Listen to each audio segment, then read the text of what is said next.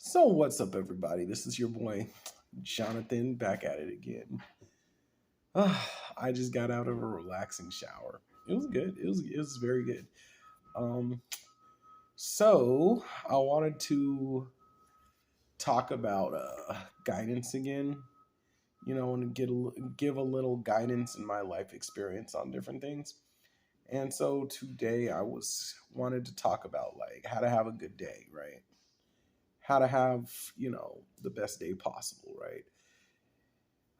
Even though you have to go to work, you have to go to school, you have to go to religious stuff, how to have the best day possible, right?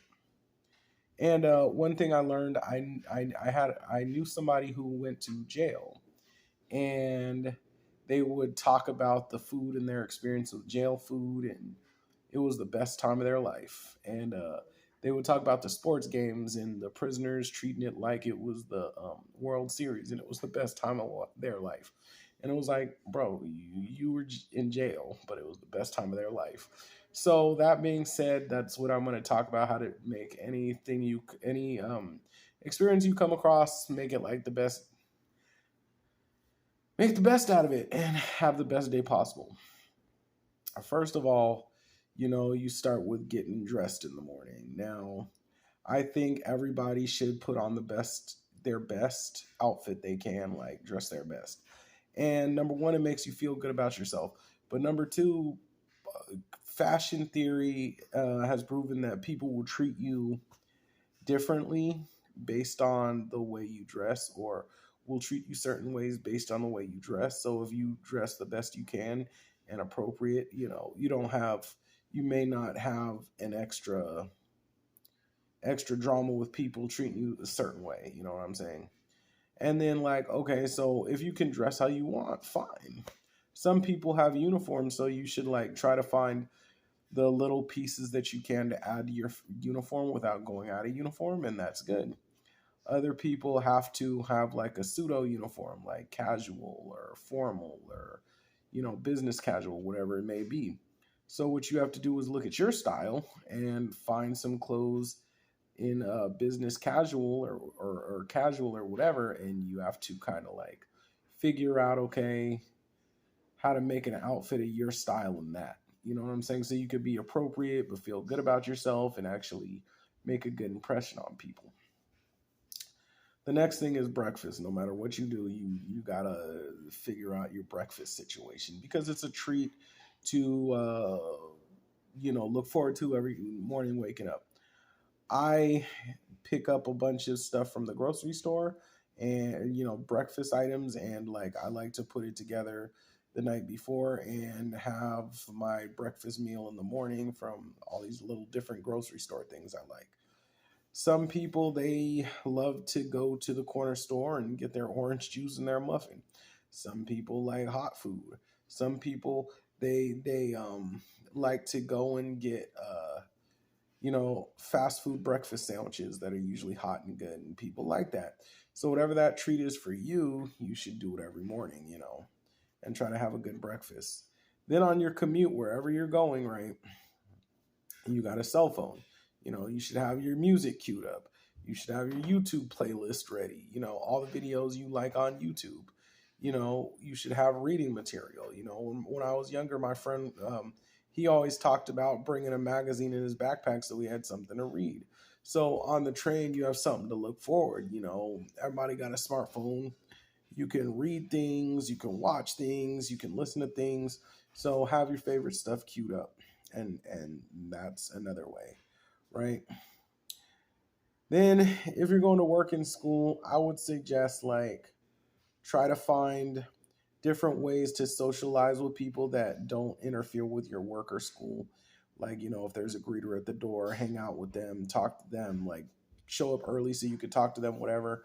Or like if you got to go to a time clock and there's people there, you could talk to them, whatever. Or if you're doing things where you're moving around and you're doing your job and talking to people doesn't impede your job, then fine, you could talk to people. But that makes your day go by faster too, and it makes you have a good day. Um, then usually in lunchtime, you should bring a lunch that you like, and that really, it's a treat for lunch. And also the same thing, have the videos queued up and whatever you got to do on your cell phone queued up so you can have some entertainment to help you relax. And if you have free time after work, you should set up activities to do after work to look forward to. So when you leave work, it's not just like going home, sleeping, and waking up, going to work again. It's like, no, go to your activity, your fun activity that you like doing. And also, you have to take advantages and the perks at work. Like, people have holiday parties at work. People get free stuff at work. Sometimes employees will surprise you and bring stuff like, you know, different drinks and things like that, or different food or whatever, which is pretty cool at work. So you have to take advantage of that. Some people have jobs that are pretty relaxed so they can look on their cell phone. So, because there's not much to do. So, you have your videos and your music and whatever queued up. You could watch movies on, like, I remember being a security guard, you could be on your phone the whole time. So, okay, cool. That's cool. Um, just stuff like that. Just, you have to look at, you can draw or you can study things, that you like. So that's if you have a job where you can sit around and, like a security guard. Now, when it comes to religious events, it's the same thing, except religious events are different because, like, there's always, most of them, there's always going to be food. A lot of times it's going to be a lot of food. And so that should be one thing to get you excited about going to your religious stuff, because, like, I know when I used to go to churches, they all had food. As long as I've been Jewish, they all had food. So that's, and if they don't have food, well, like, as a Jew, I would go to somebody's house after synagogue and hang out with them. Or, like, when I used to go to church, if the church didn't have food, I would go to the Chinese restaurant after church, like, and yeah, and I think that's really cool. Also, religious people have a lot of holidays with friendship and food and, fun times. So that's pretty cool. Um, they all religious groups always have studies with food. It's all about the food. Like, yeah, like, I used to go to Bible studies, full dinner, Torah studies. They have food, like, so that's something to look forward to. And one thing you have to realize is that you may think like, okay, you're just doing things for the food, but if you really think about it, it's also saving money too. So, that's one of your meals. So, but it's also something to looking forward to. And a lot of religious people go on cool trips. Like, when I used to hang out in churches, we used to go up to the mountains all the time, go camping, go here, there, or whatever. You know what I'm saying? So I would take advantage of that. Um, just getting invited places and doing trips and things like that. So yeah, so that's how to enjoy your day. Like, I know people are forced to do things that they really don't want to do. Like, most people don't want to go to work. Most people don't want to go to school. And then, like, a lot of people, they don't see the religious the same way, and they don't realize that, they don't see that God runs the world and you have to take a little time to give him thanks.